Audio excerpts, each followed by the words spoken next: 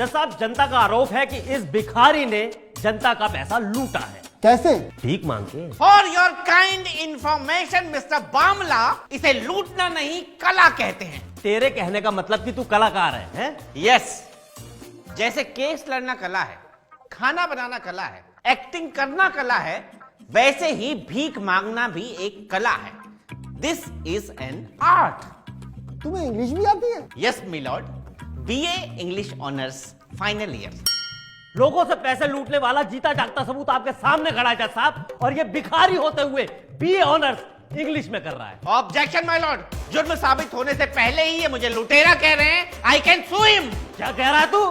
है बामला नाम है मेरा, सुसुली सुसुली कर दूंगा तेरी। Order order. Sorry sir.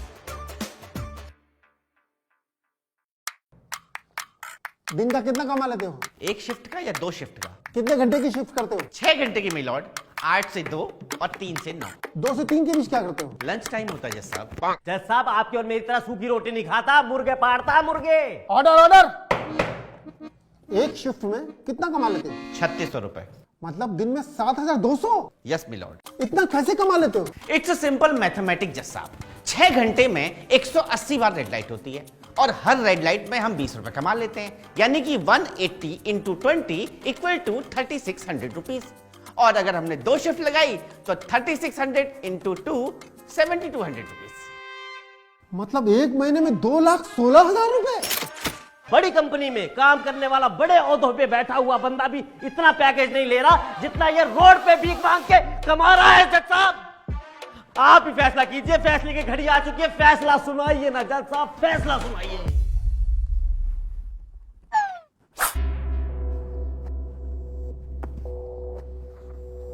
तमाम दलीलों को मद्देनजर रखते हुए अदालत इस नतीजे पर पहुंची है कि बावला भिखारी ने जनता का पैसा लूटा है। But why?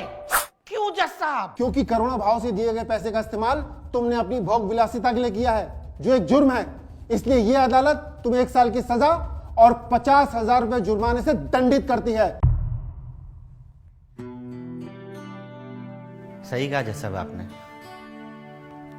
करुणा भाव से मांगा गया पैसा भोग विलास में इस्तेमाल हो तो ये पाप है, जुर्म है। लेकिन मैंने जो लोगों से पैसा मांगा वो करुणा भाव से नहीं मांगा था जज साहब, कोरोना भाव से मांगा था। सब जानते हैं कि कोरोना के बाद कितने लोगों की नौकरी गई, कितने लोगों के साथ क्या क्या नहीं हुआ जज साहब। उनमें से मैं भी एक था। किराए का घर, 2 बच्चे, बीवी, सबकी जिम्मेदारी सर पर थी। ऐसे में मेरी भी नौकरी चली गई जज साहब। घर में खाने को कुछ नहीं था, किराया देने को पैसे नहीं थे। एक दिन मकान मालिक ने घर से बाहर निकाल दिया। क्या करता? दोस्तों रिश्तेदारों से मदद मांगी, सब ने हाथ खड़े कर दिए। उनकी भी गलती कहाँ थी? सबका हाल तो एक ही जैसा था। हार के सोचा सड़क पर आ ही गया हूं तो अब भीख मांगूंगा, लेकिन अपने घर वालों को भूखा नहीं सोने दूंगा जज साहब। आप जानते हैं भीख मांगने के लिए जब हाथ फैलाता है आदमी तो वो अंदर से नंगा हो जाता है जज साहब। हाँ, मैंने ये कोट पैंट पहना है,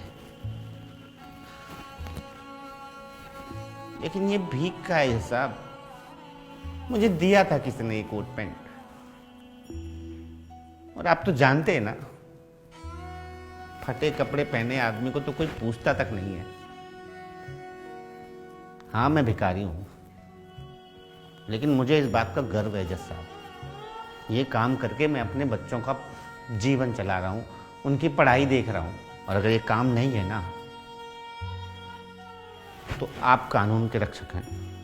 आप तय कीजिए कि बेरोजगारी कैसे दूर होगी। आप दिलाइए मुझे रोजगार, ऐसी कोई नीति बनाइए। हम भी चाहते हैं काम करना, लेकिन जब तक वो काम नहीं मिलता हम ये काम करेंगे। अपने परिवार को भूखा तो नहीं सोने देंगे ना जज साहब। इधर आओ।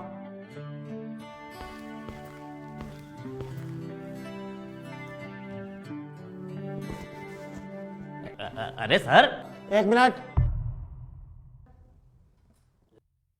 Sir shut up. भगवान भगवान आपका भला करेगा जज साहब। तुम घर जाओ। आप जज नहीं है, आप न्याय के देवता हैं जज साहब।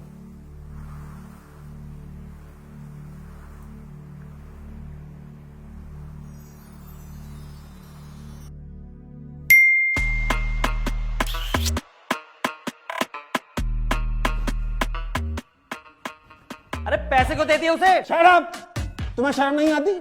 एक गरीब मजदूर भिखारी पे इल्जाम लगाते हो? अरे सर, उसने क्या कहा था यहाँ खड़े होकर, याद है आपको? क्या कहा था? ये हाथ फैलाकर एक मासूम चेहरा लेकर ऐसा रोता है कि जनता को इसमें दया आ जाती है। उसके खाली हाथ पर जनता पैसे रखकर चले जाती है। इसे लूटना नहीं, कला कहते हैं। आपका बेवकूफ बना गया, पैसे लेके चला गया, भाग गया। अरे मेरा मुंह क्या देख रहे हो? पकड़ो उसको। अरे पकड़ो उसको।